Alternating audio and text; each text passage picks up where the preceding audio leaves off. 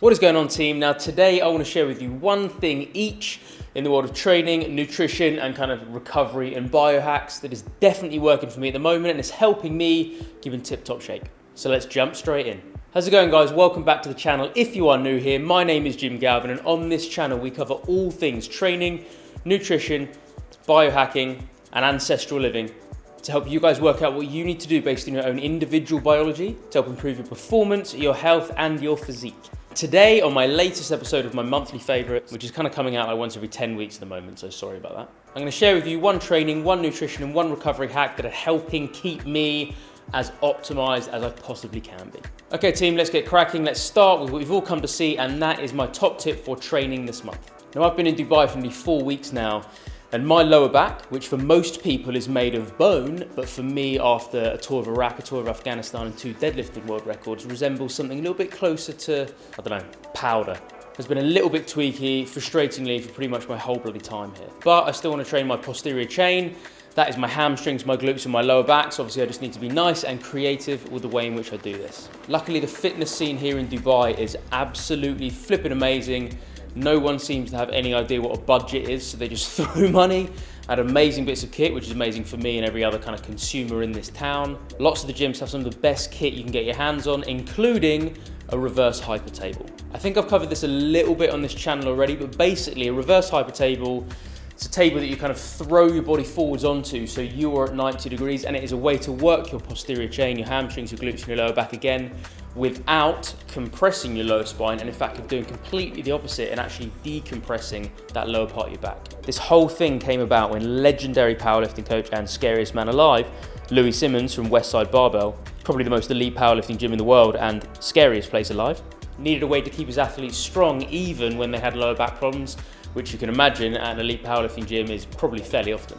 So how do you use it? Well, as I just kind of said, as you jump forwards and you're effectively lying with your chest down on the table, hook your feet and your ankles kind of in the belt, and then from there grab onto the handles and lift up. And again guys, the beauty of this is that pretty much every posterior chain workout that you can do, every movement, every lift, it does compress your lower back. And again, there can be amazing benefits of this.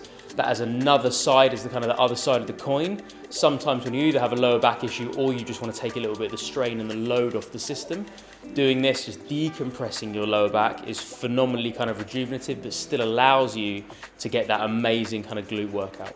But obviously if you're watching this now and you've never heard of a reverse hyper table, then that kind of proves the main problem in the industry, right? And that is that they're not very common. But if you do know of a gym that has one of these, it shows that they're not only willing to invest in decent equipment, but they also kind of know what they're talking about, which is great news for you.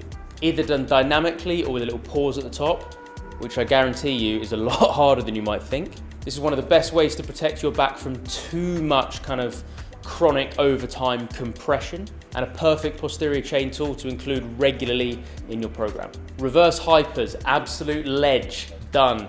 Now moving on to biohacks. Breath by James Nestor is an amazing book that a client and good friend got me just over a year ago.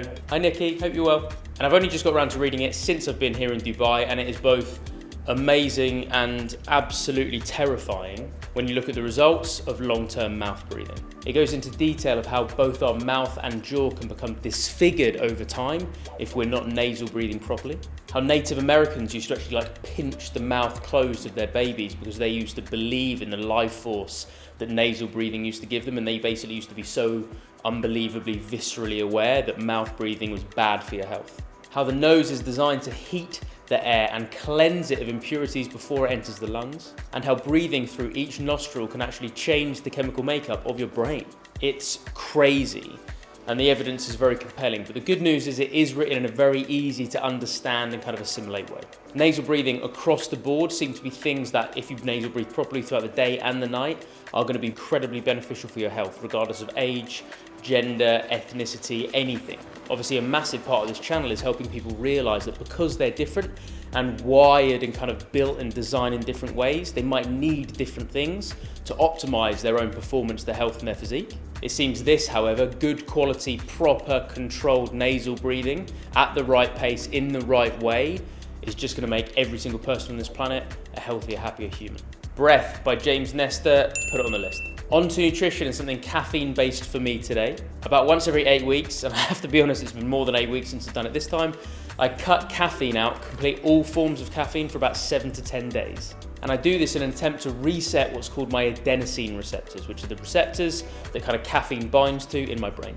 Caffeine is something that we are incredibly susceptible to an adaptation to, which is not a good thing, because it means the buzz that we get from one coffee one day, we are not going to get the same amount of buzz from the same cup the next. Basically, we have diminishing returns from the same amount of caffeine over time, which is why no one starts drinking 1 cup of coffee and 10 years later is still drinking only 1 cup of coffee a day.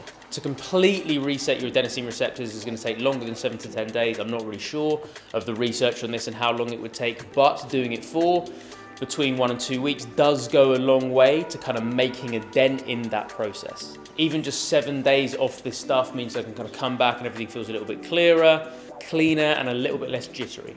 It can be hard to cut it out with the headaches and stuff, but just if that's the case and that's kind of your main barrier to entry with this process, even though you know or accept that it might be good for your health, just try and anchor yourself in this. If there is a substance that you consume so regularly that if you don't have it for just 24 hours, you have different physical manifestations of pain and discomfort. Basically, if you're in pain in any way because you don't have something for just 1 day, you have an addiction. And there's no judgment here, I have the same addiction and it is my favorite one to have. But just remember and truly anchor yourself in the fact that it is incredibly good for you just to cut it out for 1 week, 1 single week every couple of months, and it will make a big dent in just helping everything in your body and your physiology reset. It is mental to me that so many people would struggle with this because their biggest fear is that it's going to be so hard because I'm going to want a coffee a little bit more than normal. It is amazing for your health, and if you do fancy resetting your systems, just give it a go. The first 2 or 3 days might be a little bit uncomfortable, but just know that it's going to get easier day by day, and after 10 days, you can have a cup of coffee again. There we go, team. Reverse hypers can be amazing for your posterior chain, just as a regular inclusion in that type of strength, power, conditioning work, or especially if you're suffering from any lower back problems. Breath by James Nestor is an incredible book that definitely needs to be added to your list of biohacks, explaining the importance of nasal breathing, but also how deeply, how quickly, and everything else. And cutting out coffee just for 1 week every 2 months to help reset your adenosine receptors and all the caffeine receptors in your brain. An extra little tip for you guys, try doing this pre-comp. Cut it out for a week before competition and then do it on game day. Game changer. Hope you've enjoyed this as always, team. Any questions or comments, put them down in the comment section below and I will endeavor to get back to you as soon as I can. As always, beautiful people, stay strong, stay healthy, stay awesome, and peace out for now.